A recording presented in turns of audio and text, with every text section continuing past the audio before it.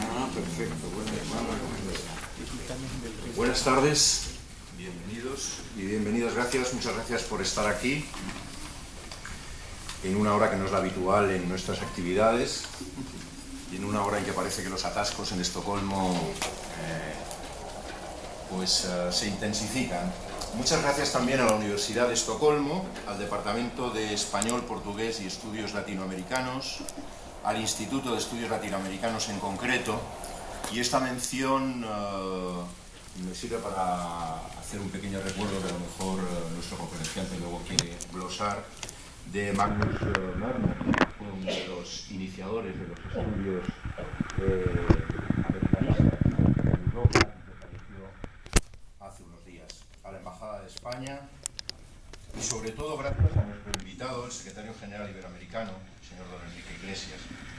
Esta conferencia es un acontecimiento especial, lo es por la personalidad del conferenciante, un hombre de larga trayectoria como académico, como político, como diplomático, que ha contribuido desde muchas plataformas, desde la Cancillería de su país, desde la CEPAL, desde el Banco Interamericano de Desarrollo y desde la SEGIP.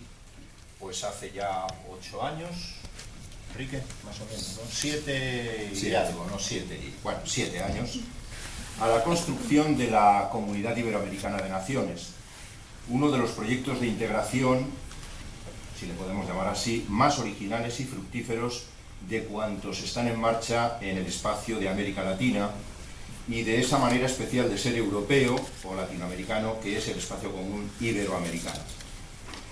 Para el Instituto Cervantes de Estocolmo, esta conferencia, este acto es especialmente grato por 2 razones, entre otras muchas.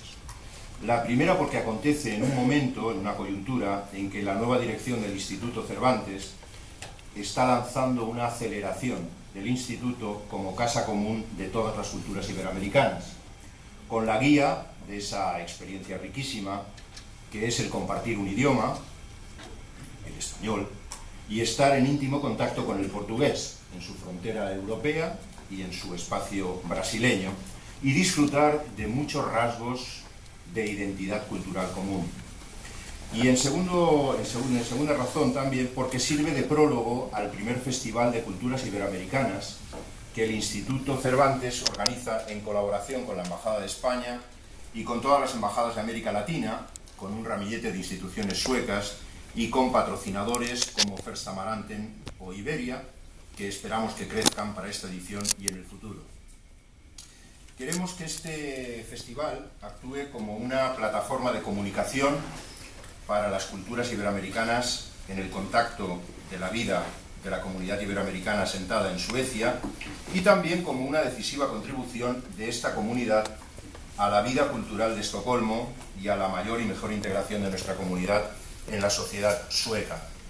Para ello, sin duda, nos va a ayudar y mucho las reflexiones del secretario general iberoamericano, a quien le hemos pedido que sintetice su pensamiento sobre la comunidad iberoamericana como espacio de identidad, y a quien, con sumo gusto, tengo el honor de ceder la palabra después de decir una cosita, si me permites, y es que deben estar sentados o sentadas sobre unos poemas de Nicanor Parra.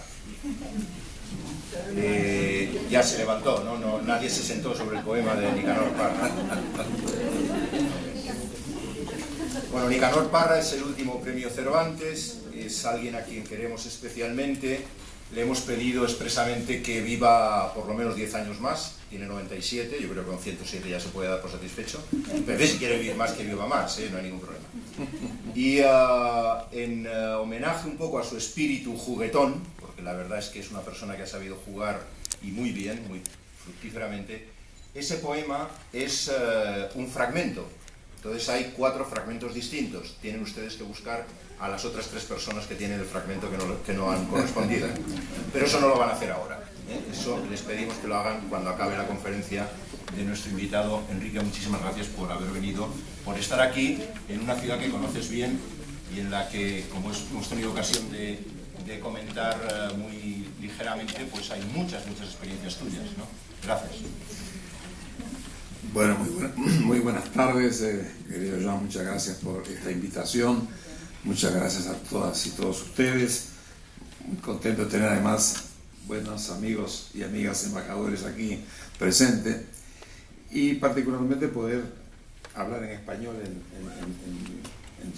Estocolmo, pues es un privilegio y nada mejor que estar para ello en esta ilustre casa, la casa que nos une a través de la lengua a lo largo y ancho de lo que es hoy Iberoamérica.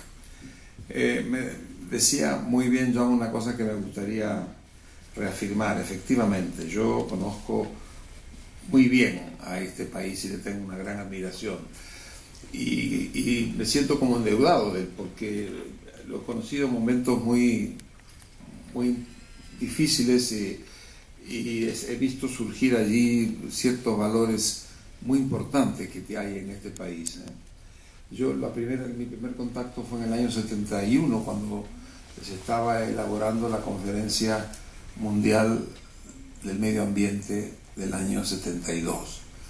Y trabajé un año entero junto con Hans Blix, que era el representante de Suecia en el equipo, y por supuesto a Maurice Strong, que era el secretario general.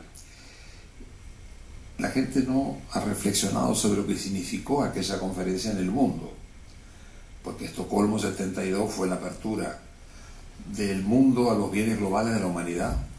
Estocolmo fue una puerta impresionante para tomar conciencia de lo que nos une y de lo que nos responsabiliza a todos, como es el medio ambiente, y hoy tiene cara de cambio climático, pero tuvo cara de desertificación, tuvo cara de los problemas del agua, en fin. Esto empezó aquí, en aquella famosísima conferencia en el año 72. Y yo diría que me encontré con Suecia después en momentos muy dramáticos. Yo viví en Chile muchos años, un país que quiero mucho, y los años del gran desencuentro de la familia chilena, años tristes de Chile, y donde ahí el embajador Esselstad fue una de las grandes figuras de la defensa de los derechos humanos. Trabajé mucho con él porque yo tenía la responsabilidad como de Naciones Unidas en buena medida, y ver aquella figura humana defendiendo los derechos de la gente que estaba perseguida, pues es una cosa que fue un encuentro muy importante.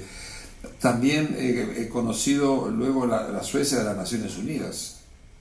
Que hubieran sido de Naciones Unidas sin los países nórdicos?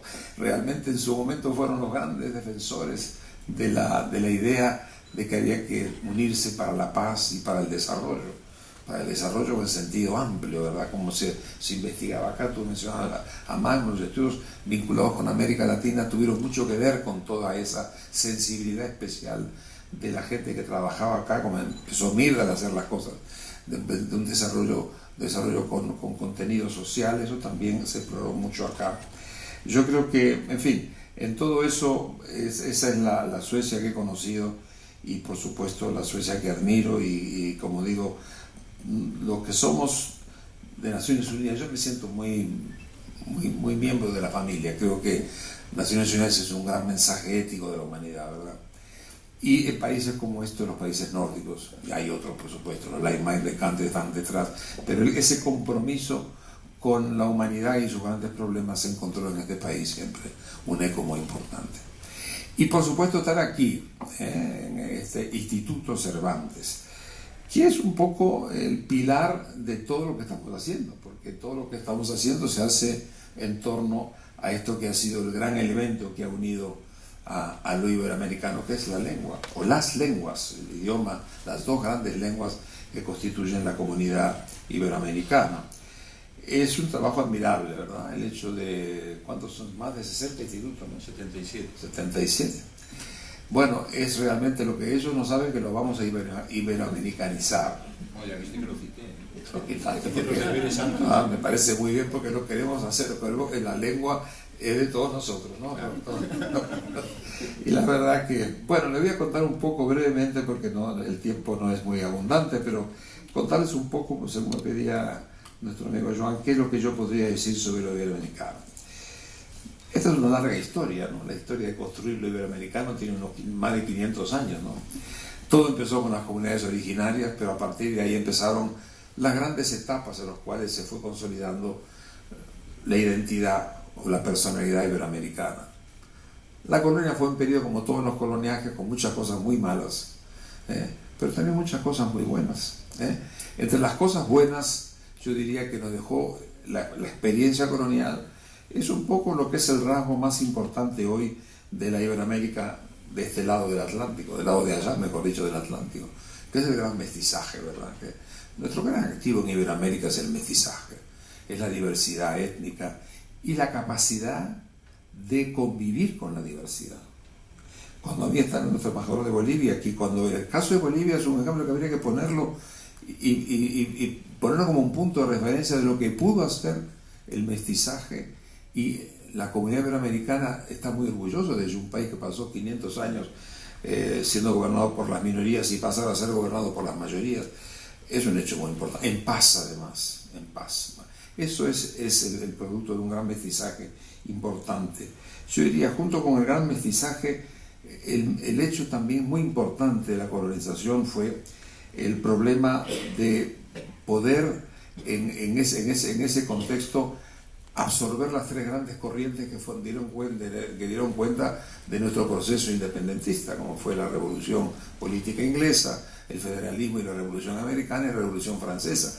Y ahí el hecho de que se haya decantado en ese conglomerado humano un proceso en donde aparecieron a defenderse los derechos humanos, es un hecho que es de las cosas buenas del recuerdo.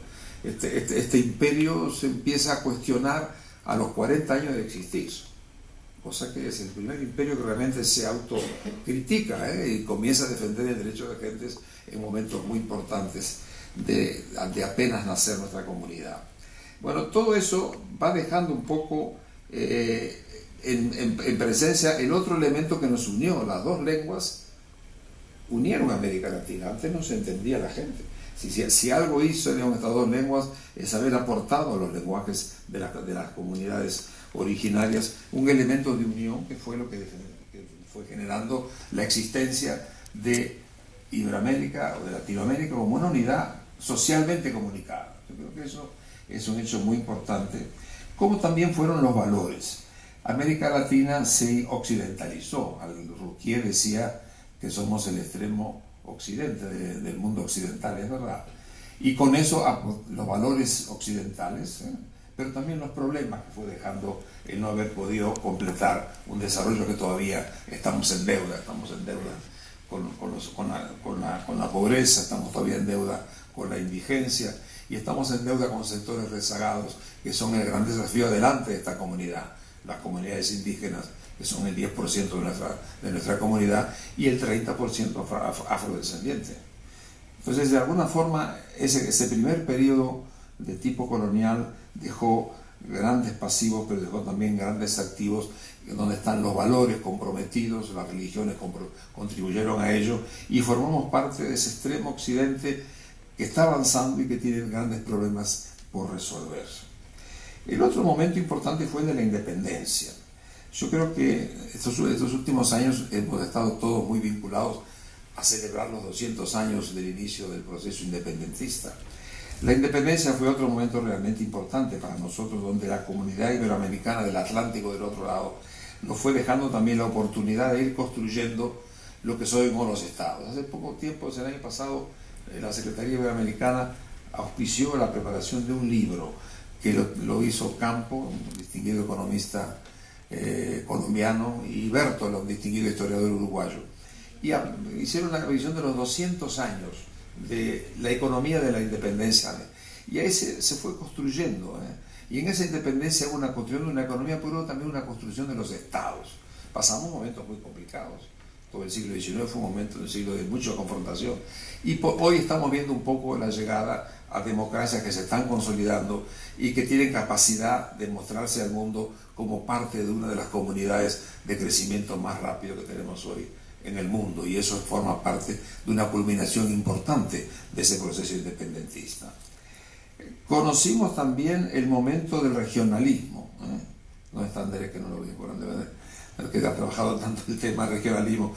Es muy importante cómo se despertó en América Latina en los años fines de los 50.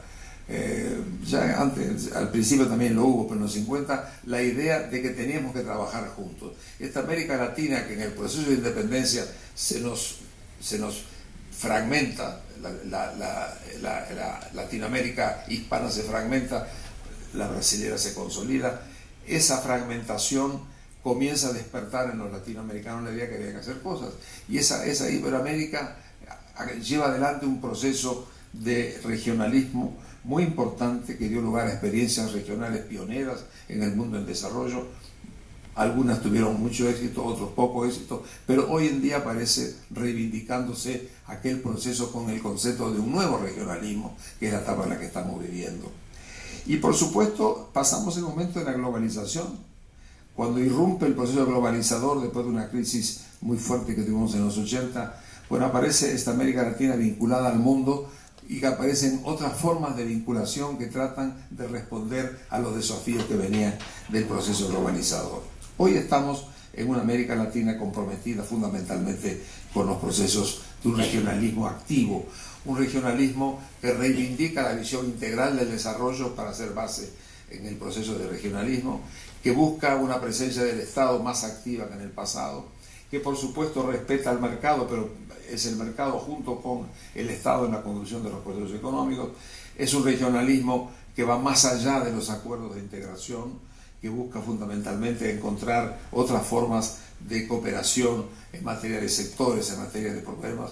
Todo eso marca un poco lo que quiero decir, que esa parte de lo que es hoy Latinoamérica ha sido un gran laboratorio. Ha sido un gran laboratorio político, hemos pasado por todas las experiencias políticas imaginables, desde los grandes autoritarismos a la vigencia actualmente de las democracias.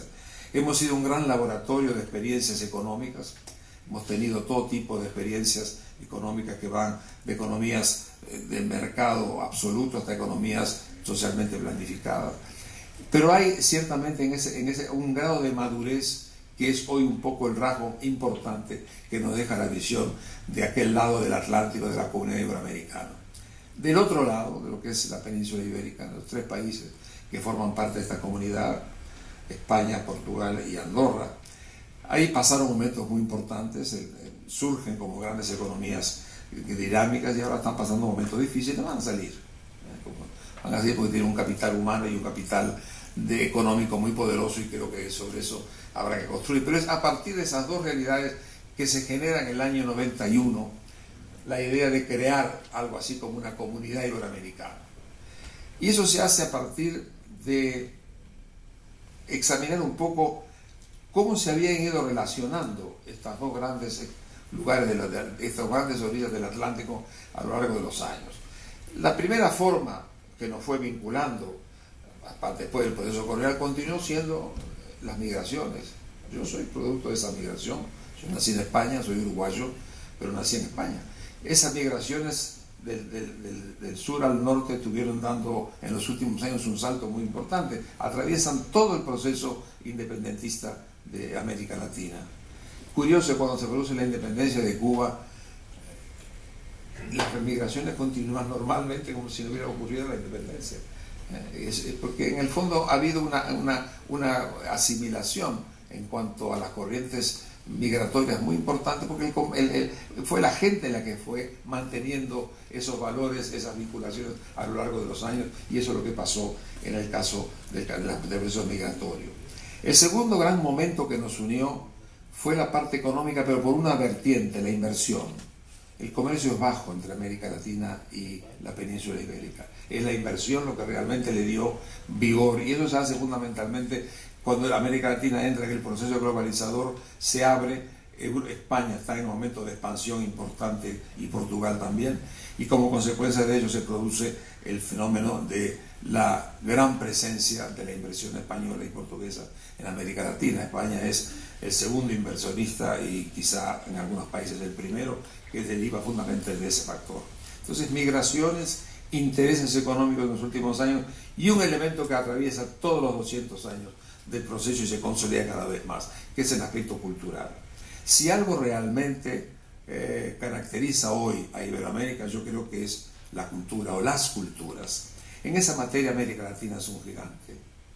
Ahí no tenemos nada que envidiar a ninguna otra región del mundo. Más aún, esas culturas han generado una forma de entenderse y de trabajar juntos que no se da con ninguna otra región del planeta.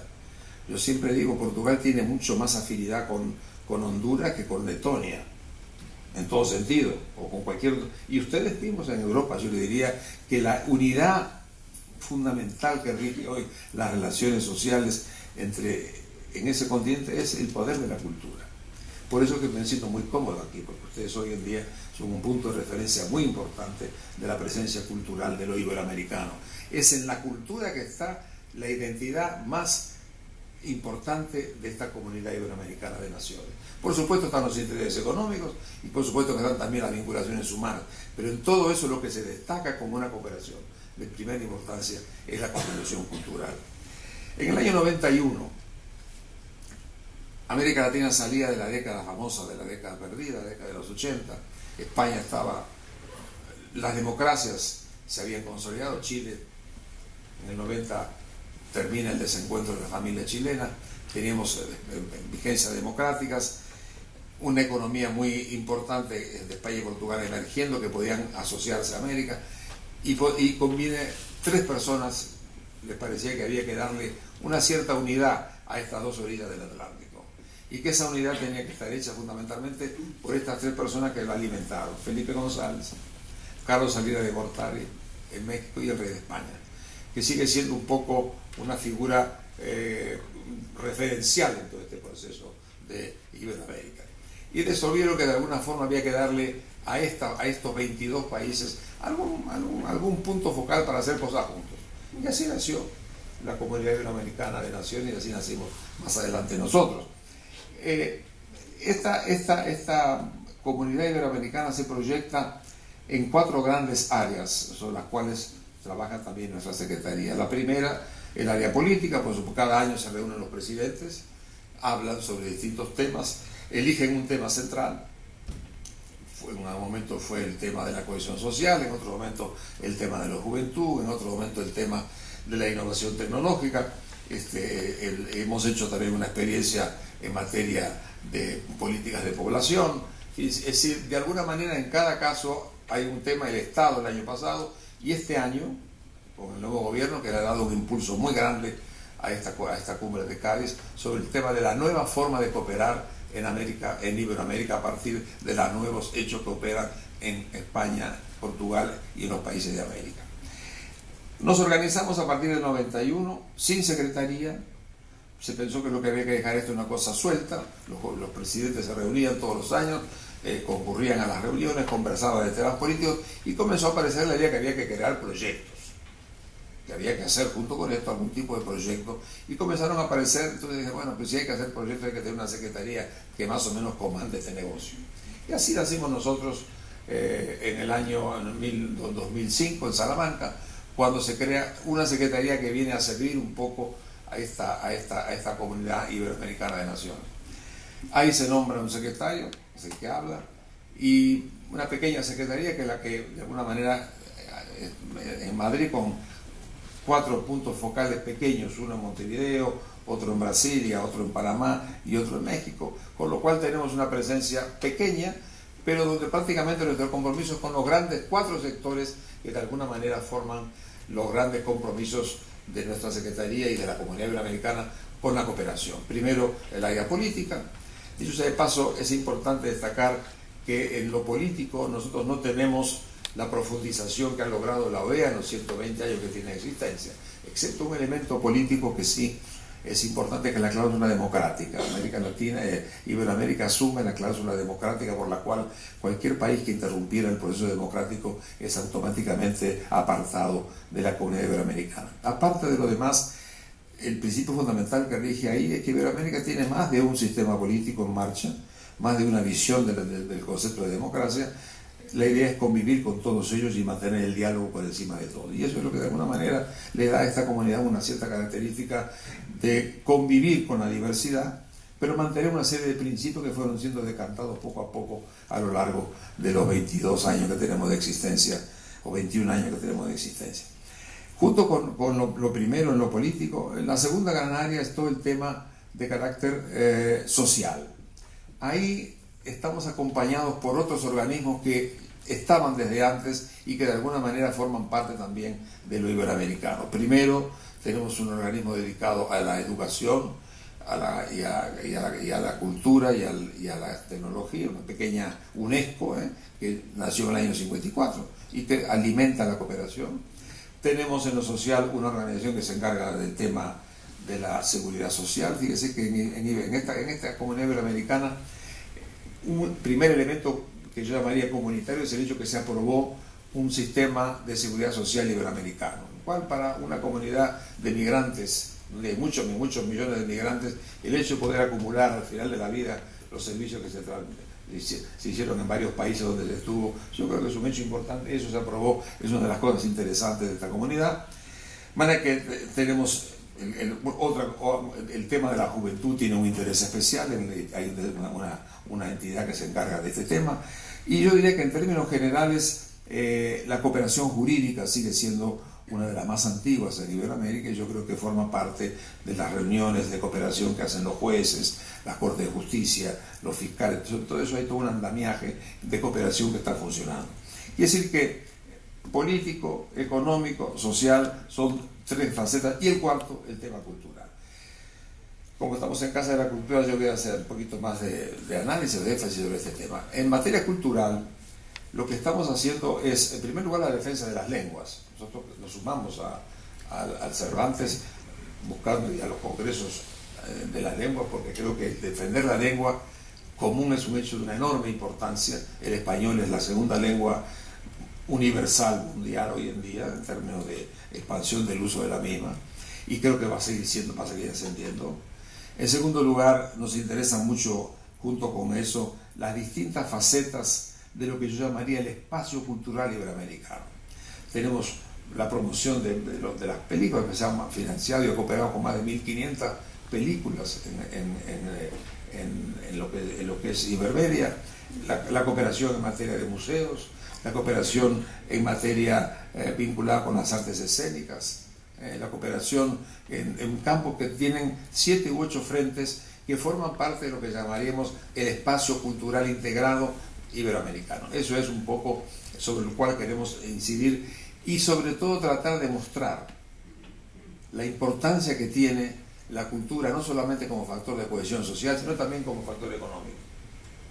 Se ha hecho un trabajo muy lindo por investigadores españoles sobre el valor económico del idioma español, y tenemos ahora una reunión sobre economía y cultura donde se puede mostrar cómo el idioma español da para apoyar acciones que tienen que ver con la cultura y que generan empleo, generan divisas y generan, por tanto, crecimiento económico. Entonces, esas son las 4 grandes ventanas sobre las que nosotros estamos tratando de asentar la presencia. Para eso tenemos la reunión de presidentes, pero hay también reuniones ministeriales, hay demasiadas, yo diría. Se juntan los ministros y conforman un grupo de trabajo y ahí hay que ir a atenderlo, pero hay como 12 o 14 reuniones ministeriales donde de alguna manera se trata de cooperar en materia de salud, de educación, en materia del Ministerio del Interior. Hay realmente una plétora de actividades donde se proyecta un poco la actuación de lo iberoamericano. Yo les contaba que el gobierno actual en España está realmente muy interesado en la próxima reunión en Cádiz, que va a ser en el mes de noviembre. Y el tema central es, bueno, ¿y qué significa hoy Iberoamérica en el mundo en que estamos? ¿Cuáles serían las nuevas formas de fomentar lo iberoamericano? ¿Sobre qué nos apoyamos? Bueno, este es el tema central de la conferencia este año. Y yo creo que para entender un poco la nueva dimensión de lo iberoamericano, hay que entender los cambios que ha habido desde el 91 aquí. Hoy en día América Latina es la región emergente más fuerte del mundo occidental. Ahí tenemos un Brasil con la 6ª potencia mundial. Hoy la producción en el mundo, en Latinoamérica, es algo así como $4,5 trillones. Si ustedes le suman el 1,5 que significa Portugal y España, llegamos a los 6 trillones. Todavía es mayor que China. Esto nos van a pasar rápido, pero de todas maneras no deja de ser un aporte importante. Yo creo que lo primero es entender que hoy las relaciones económicas entre la península ibérica y América Latina se han balanceado. Hoy es muy importante para España y Portugal las relaciones privilegiadas que tienen con América Latina. En algún momento fue al revés, era muy importante para Iberoamérica, para América Latina. Hoy día yo digo que hay un balance mucho mayor en esas relaciones. Yo creo que lo primero de reconocer es que de alguna forma tenemos allí una nueva oportunidad de mirar hacia adelante la forma de colaborar, especialmente a partir de acciones conjuntas en campos, como por ejemplo, hoy la gran empresa está presente en toda América Latina, pero queremos buscar la manera de encontrar la idea de poder crear empresas que sean multi-ibéricas, es decir, que haya asociaciones del empresariado peninsular o el continental a partir de formas concretas de crear empresariados, especialmente en el área de las pequeñas y medianas empresas. Yo creo que las pymes iberoamericanas sería realmente una frontera que habrá que enfrentar, porque son formas que le permiten dar de alguna manera a ese sector de la economía un desarrollo y una productividad que todavía está siendo muy bajo. Esa es una de la primera gran diferencia. Hoy, en la crisis europea y sobre todo en la crisis de la península ibérica, América Latina es parte de la solución y no es parte de los problemas del mundo. Primera vez que nos pasa, alguna vez tenía que ser. Yo creo que en ese sentido, hoy por hoy, ese es uno de los elementos fundamentales sobre los cuales debemos reflexionar. En segundo lugar, yo creo que tenemos que pensar cómo podemos potenciar desde una acción conjunta los elementos en los que estamos todos interesados. ¿Qué nos está faltando en América Latina? Educación de calidad, tecnología, las nuevas tecnologías, nos está faltando innovación. Eso significa que de alguna manera deberíamos convocar, y sobre todo convocar a la gente joven, y colocar a cosas conjuntas que se pueden hacer entre ambas márgenes del Atlántico para poder fomentar la investigación y de alguna manera también a partir de la investigación el ingreso dinámico de ambas partes de la comunidad iberoamericana en el progreso científico y tecnológico. Ahí hay una frontera importante a cubrir. Y yo creo que sobre eso tenemos que también incidir como forma de cooperación conjunta. En tercer lugar es la cooperación cultural. Yo creo que la idea en que estamos pensando es crear realmente el espacio cultural integrado de Iberoamérica. Que la cultura forme parte de una dimensión que nos siga uniendo a todos, pero que también se proyecta al resto del mundo. Y lo hacemos con grandes instrumentos, la música, por ejemplo, la literatura, las artes plásticas, en todo eso América Latina, las artesanías, en todas esas dimensiones Iberoamérica es un poder. Bueno, eso debemos potenciarlo hacia adentro y hacia afuera, porque eso es lo que asegura de alguna manera nuestra identidad. Y yo digo que es así. Cuando hablamos de García Márquez, ¿sí? Nació en Colombia, yo me siento como si fuera uruguayo. ¿Sí? Nosotros nos sentimos en lo que tiene que ver con los grandes valores de la cultura una distancia. Y lo mismo podría decir en términos de música, es decir, cuando uno anda por el mundo y siente una música brasilera o caribeña, pues se siente como de la casa. Ese factor es un hecho que hay que reconocerle que en Iberoamérica es bastante identitario. No existen otro tipo de... Bueno, ese valor de la cultura hacia adentro y hacia afuera es otro de los temas sobre los cuales quisiéramos insistir. Y por último yo diría lo siguiente, y esta es la última reflexión y pasamos a algunas preguntas con ustedes. Yo digo, el mundo que vendrá va a ser un mundo muy complicadito, ¿no? Porque estamos presenciando, yo siempre digo, la gran transferencia de poder económico del mundo, del occidente al oriente. Es una transferencia enorme que va a significar, junto con la transferencia económica también, va a haber participación en lo político y eventualmente en lo militar. Construir ese nuevo mundo que se viene va a ser una tarea muy complicada, porque nosotros estamos muy acostumbrados a pensar que lo occidental es lo universal. No, lo occidental es occidental. Conciliar los valores, formas de vida del mundo occidental que dominó los últimos 200 años las relaciones internacionales con las nuevas demandas de 2/3 partes del planeta va a ser una tarea muy complicada. En esa tarea, la conciliación de valores del mundo occidental con el mundo oriental va a ser una tarea muy compleja y muy difícil, porque hay que dejarlo un poco a las nuevas generaciones que van a tener que meterse en cómo conciliar las perspectivas de ver el mundo para hacer de ello un mundo vivible un código donde podamos realmente conciliar las acciones conjuntas. Y este es un poco el tema sobre el cual yo creo que Iberoamérica, actuando en torno a esos valores, podría ser realmente un elemento importante de acción internacional. Yo creo que la internacionalización de lo iberoamericano sería bueno para conciliar un mundo vivible en la gran concertación que le corresponde a ese mundo que vendrá entre lo que es el Oriente y el Occidente. Ahí hay una tarea a cumplir y yo creo que en eso lo iberoamericano puede jugar un papel y espero que así sea. Bueno, yo ahora lo que me gustaría es agradecerles a todos y abrir espacio de preguntas, que lo que sea lo más interesante. Muchas gracias.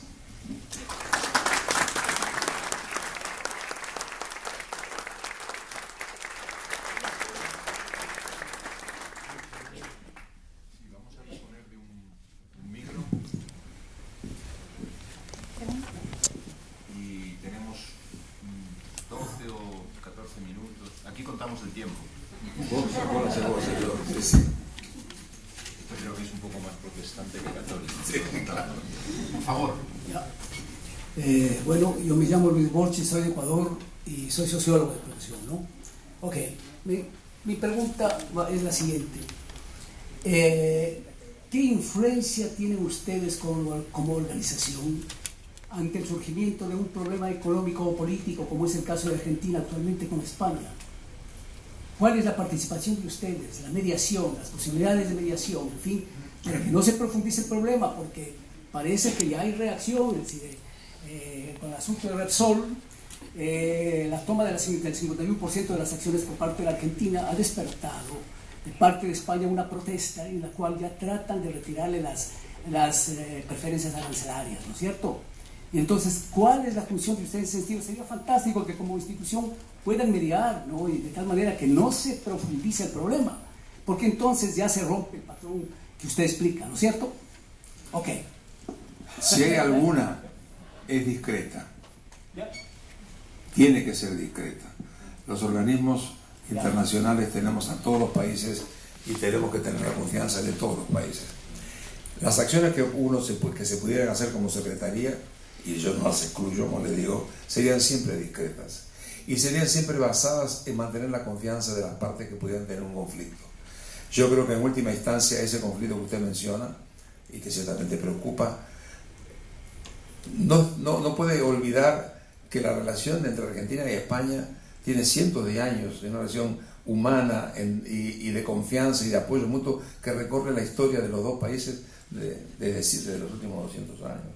Entonces, es sobre esa base que hay que actuar, pero nunca sería una actuación abierta, porque esa, primero, no es nuestra función, y segundo, en un proceso de apertura o de opiniones públicas, lo que hacemos es complicar la cosa en lugar de solo arreglarla.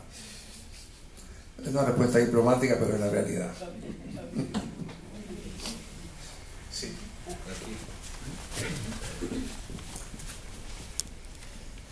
Horacio del Valle de Chile. Señor Iglesias, me encantaría que usted pudiese hacer algún recuerdo respecto a su vivencia personal con el actual último premio Cervantes, el poeta chileno Nicanor Parra. Yo sé que usted lo conoció mucho y tuvo proximidad a él, así como a otros intelectuales y escritores y poetas chilenos. Gracias. Bueno, acá el amigo me recuerda, yo viví muchos años en Chile, viví 15 años, hermosos años para mí, aunque muy duros para Chile, en el periodo de la gran... Y ahí, antes de producirse el desencuentro en 73, yo iba mucho a Chile y tenía un amigo mío que se llamaba Aníbal Pinto, queridísimo gordo, que realmente era el dueño de las veladas nocturnas en los lugares donde se comía vino tinto con empanadas. Como se solía decir muy bien, vamos a conversarnos una botella de vino. En esas conversaciones de botella de vino me tocó estar en alguna oportunidad en alguno de esos lugares con Violeta Parra y con Nicanor Parra. Yo recuerdo que tengo de él, yo era muy joven, bueno, no estoy tan fuera de distancia, pero bueno, no tanto, bueno, todo tiene su límite. No, yo recuerdo, el recuerdo que tengo de él, primero, era un personaje, primero muy atractivo porque estaban en la referencia de todo, contando anécdotas, anécdotas. La vida del campo en Chile es riquísima. Las anécdotas que puede tener alguien que conozca la vida del campo, bueno, tú lo sabes muy bien, es muy importante. Yo recuerdo ese anecdotario y siempre viviendo y por supuesto no faltaba nunca la guitarreada que siempre acompañaba todo aquello. Yo no tengo ninguna otra vivencia así específica que te pueda contar. Lo que sí que tengo un recuerdo muy cálido de la forma como se hablaba y cómo se interactuaba, y que de alguna manera siempre el recitar una última poesía siempre formaba parte de la conversación. Eso pasa también con los nicaragüenses, donde uno dice, bueno, a ver, dame tu última poesía que yo te doy la mía. Bueno, ese es un poco el recuerdo que tengo de aquel Chile distinto al de hoy, ¿no? Era un Chile sobrio, yo diría, un Chile modesto, como era en Uruguay también. Yo no sé si no sería más feliz también, pero ya es un juicio personal. Adelante. ¿Sí?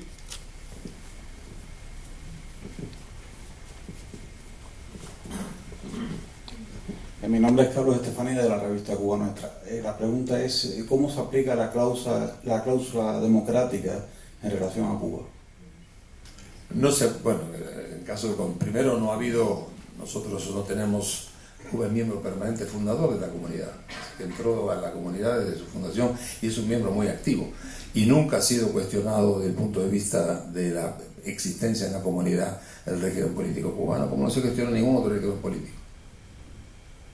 En ese sentido lo que tenemos es un país que actúa con mucha responsabilidad, le diría, en los programas de cooperación, y siempre ha sido tomado y aceptado con su forma de ver y su forma de hacer política, y eso no ha estado nunca en el cuestionamiento de la comunidad iberoamericana.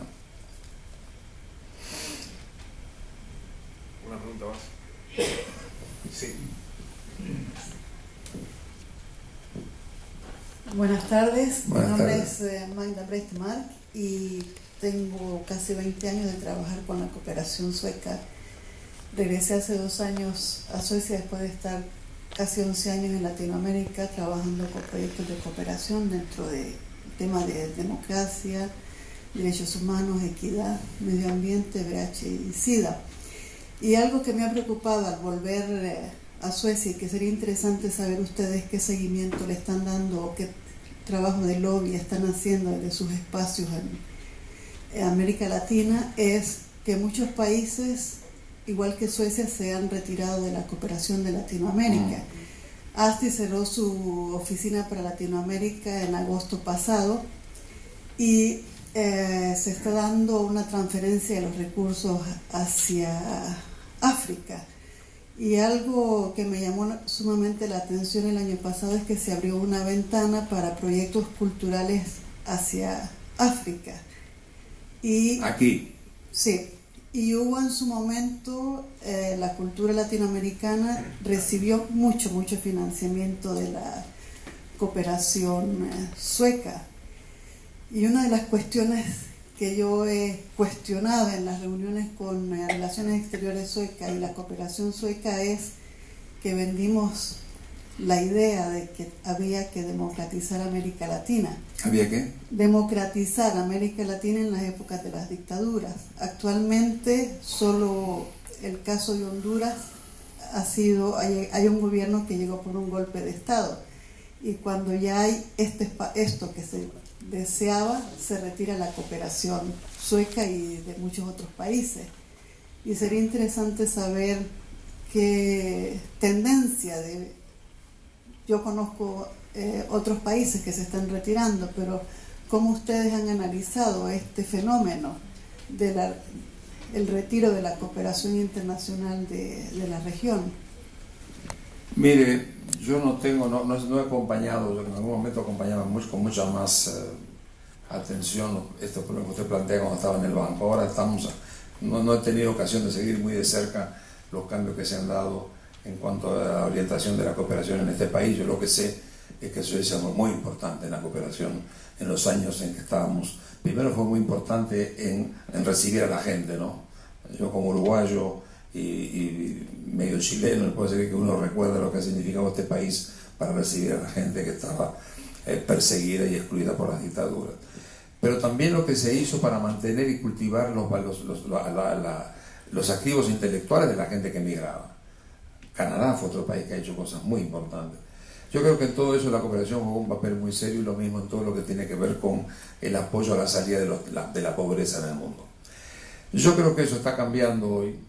Desgraciadamente, lo que usted dice me da la impresión que no todos los países se han retirado de la cooperación. Es natural, yo lo entiendo, de que los países que adquieren un cierto nivel de ingreso pues tienen que pensar en que ellos tienen muchos pobres, pero también tienen muchos ricos, ¿no? Y de manera que tienen que aportar, de manera que es natural que en un mundo donde hay países que salen y se pasan al nivel de clases medias del mundo, pues tendrán que providenciar, y la cooperación tendrá que cambiar de orientación. Yo creo que a nosotros nos importa mucho en este momento que haya cooperación en la formación del recurso humano, en la tecnología, en la ciencia, porque de alguna forma, si algo hemos aprendido en América Latina en los últimos años, es tratar con la pobreza. En esa materia, yo le diría, llegó a ir a 48% la pobreza a principios de la década del 90, y hoy estamos en el 30, en menos del 30. En mi país la pobreza está en el 13% y llegó a estar en el 28, 30. Se ha avanzado, y se avanzó con recursos internos, un poco de afuera también, como préstamos de los bancos. Que yo le diría que es natural que en un mundo que está cambiando haya un cambio en la orientación de la cooperación tal como tal. Pero yo creo que lo que hay que buscar es que esa cooperación se concentre mucho en los sectores claves que tienen de alguna manera la necesidad del crecimiento económico a futuro. Yo creo que ahora hay mucha cooperación. Yo creo que África sigue siendo un país privilegiado, me da impresión, en las corrientes de cooperación. América Latina está cada vez mucho más fuera de esos grandes canales, pero en cambio sí se agranda la idea de tener otro tipo de cooperación. Y quiero decirle una cosa, nosotros en lo que nos hemos dedicado mucho en la Secretaría, la pequeña Secretaría que tenemos ahora, es la cooperación sur-sur. En este momento en América Latina, y hay un informe que publicamos todos los años sobre la forma como se colaboran entre sí los países. Muy importante. Eso desde el punto de vista de las necesidades del crecimiento económico y social de nuestros países, hacer pie en las experiencias de otros países y apoyarse mutuamente es de gran importancia. Nosotros tenemos un gran apoyo a la cooperación sur-sur y ha dado muchos resultados en esa materia. Yo le diría que tenemos que prepararnos para un cambio en la orientación de la cooperación, pero que los países ricos no debieran alejarse de ese tipo de cooperación, pero los países de clase media deberían aprovechar también para usar su propio potencial para resolver buena parte de sus problemas. Muy bien, pues muchísimas gracias, Enrique, gracias por haber venido, gracias a todos ustedes por habernos acompañado. Y bueno, el Festival de Culturas Iberoamericanas en junio va a ser una fiesta continua, así que si quieres volver a Estocolmo, el vuelo de Iberia está en servicios mínimos, no te ningún problema. Muy bien, muchísimas gracias.